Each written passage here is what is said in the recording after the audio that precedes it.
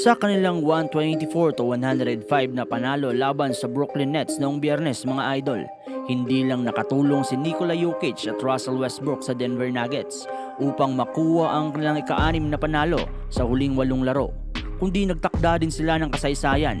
Ang dalawang Nuggets player ang naging kauna-unahang magka-teammate na nakapagtala ng triple-double sa parehong laro na higit sa isang beses sa isang season. Si Jokic ay nagtala ng 35 points, 15 assists at 12 rebounds sa loob ng 38 minutes na playing time. Habang si Westbrook naman mga idol ay nag-ambag ng 25 points, 11 rebounds at 10 assists sa loob ng 36 minutes na paglalaro. Dahil sa injury ni Aaron Gordon mga idol, ipinagpatuloy ni Nuggets head coach Michael Malone ang pagpasok kay Westbrook sa starting lineup noong December 27 at mula noon, naging 7-2 ang record ng Nuggets sa mga laro kung saan nagsisimula si Westbrook.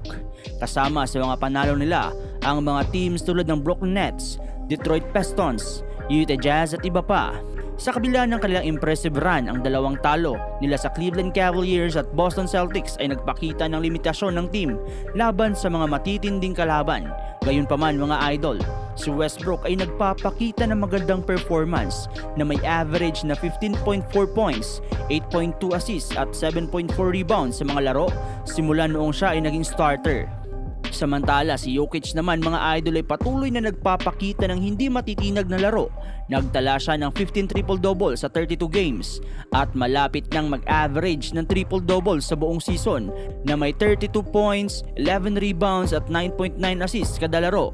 Sa ngayon ang Nuggets ay umakyat sa ika-4 na pwesto sa Western Conference standings na may record na 22 wins at 15 losses at malapit nang makipagkompetensya para sa ika-2 seed laban sa Houston Rockets. Sa kanyang 17 years sa NBA mga idol, si Russell Westbrook ay naging isa sa nagkaroon ng maraming bashers.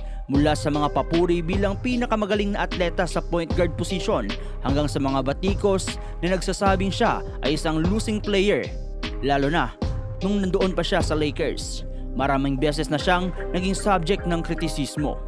Ngunit sa kabila ng mga pagdududa at mga taon na paghihirap, mukhang nagkaroon na si Westbrook ng comeback sa Denver Nuggets. Sa kanyang pagiging bahagi ng Nuggets, hindi lang niya naipakita ang kanyang skill set, kundi ang kanyang magandang chemistry kay Nikola Jokic ang nagbigay daan para sa kanyang mga tagumpay. Sa kasalukuyan si Westbrook ay may 84 assists na ipinapasa kay Jokic na pangatlo sa pinakamataas na bilang ng assist sa buong NBA, kasunod ni na Chris Paul at Trae Young. Minsan ang mga critics ay nagmamasid sa stats at nagsasabi na hindi productive si Westbrook. Ngunit ang kanyang kasalukuyang performance sa Nuggets ay nagpapakita ng kanyang halaga sa isang sistema kung saan siya binibigyan ng pagkakataon na mag-excel kasama ang isang dominanting player tulad ni Nikola Jokic.